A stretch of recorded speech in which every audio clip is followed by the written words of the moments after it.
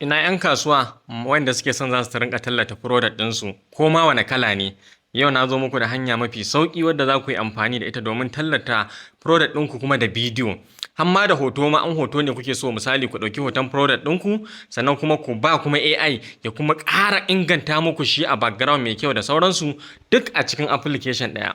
Kamar yadda kuke ganin wannan bidiyon, product ne na ɗaura da kuma wadda nake son kuma ta min tallai. Kai ma haka za ka iya ƙirƙirar wanda kake so ya ma model ɗin da kake son ya ma tallai ko ma influencer ko menene, sannan kuma ka haɗa da product ɗinka nan take AI shi kuma ya maka advertisement. Kamar yadda kuke ganin wannan wajen tsawon sakan 17 yayi yana advertising ɗin nan, sai dai matsalar ɗaya da turanci ne.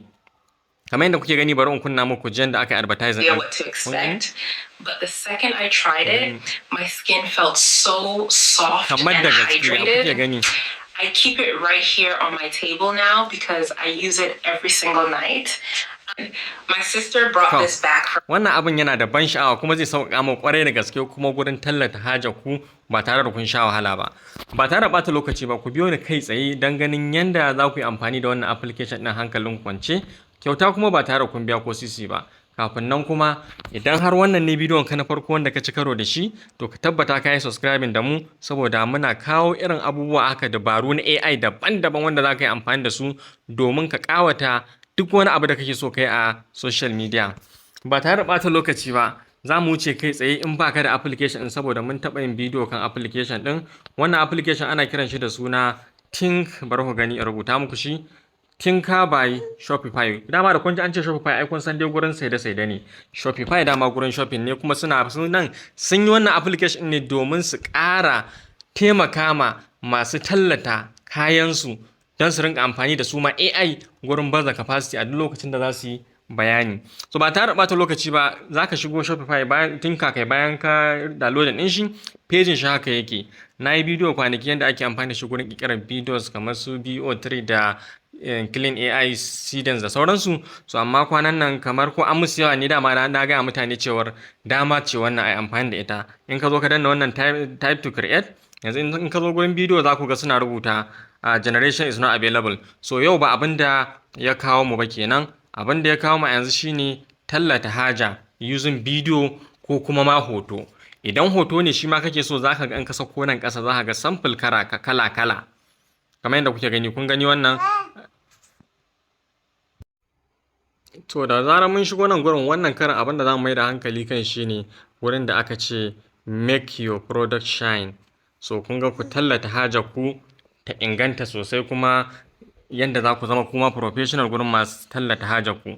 So a nan gurin, wannan gurin make your product shine din nan, idan ka taba shi haka, akwai abubuwa da dama da za ka iya a gurin. Kamar yadda kuke gani, ga su kala-kala.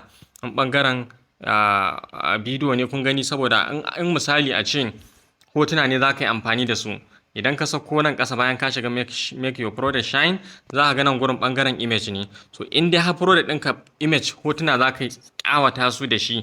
So kamar yadda kuke gani, nan ne gurin da za ka yi amfani da shi. Duk wani abu da kake da shi, wanda shi ma kuma za mu yi amfani da shi ku ga yadda yake. In ma kaya ne da sauransu, shi ma duk za ku gani. Alal misali, bari mu shiga wannan na farkon. Kamar misali nan gurin.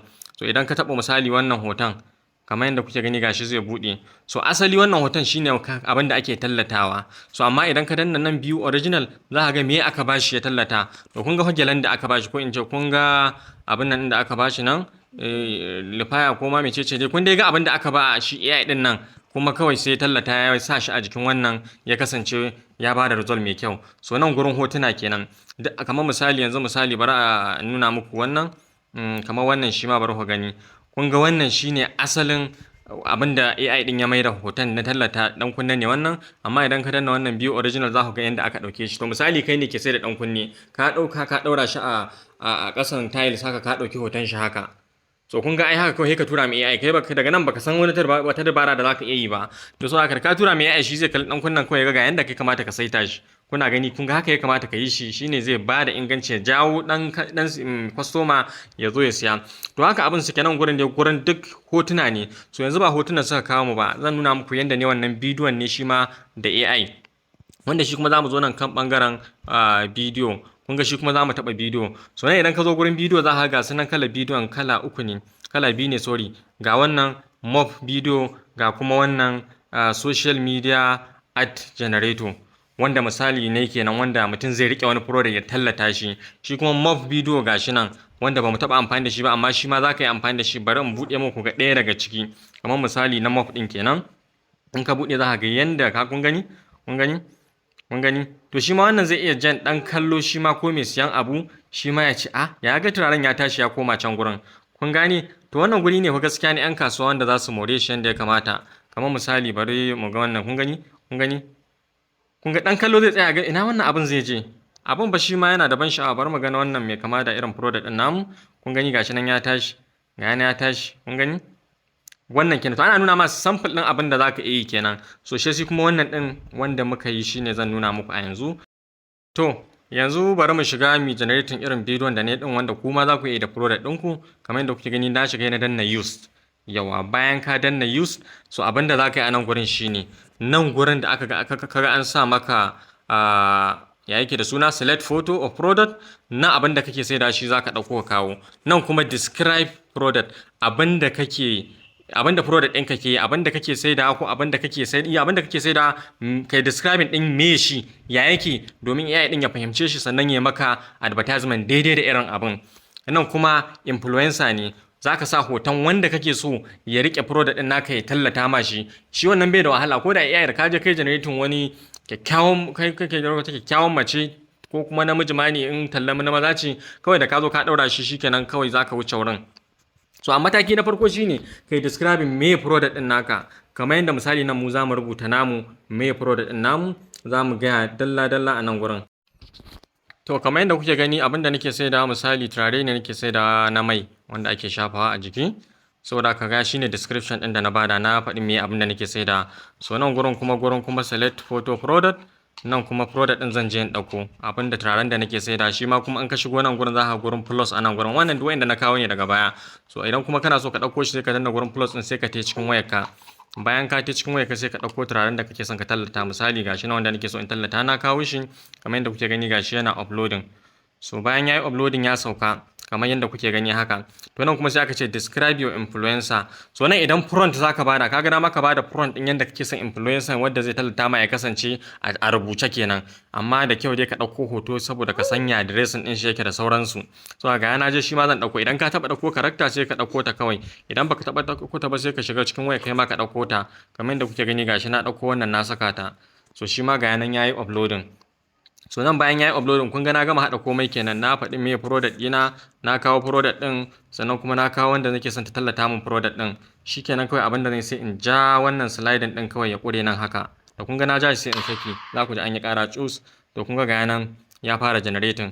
Saboda haka yanzu sai mu saurara mu gani.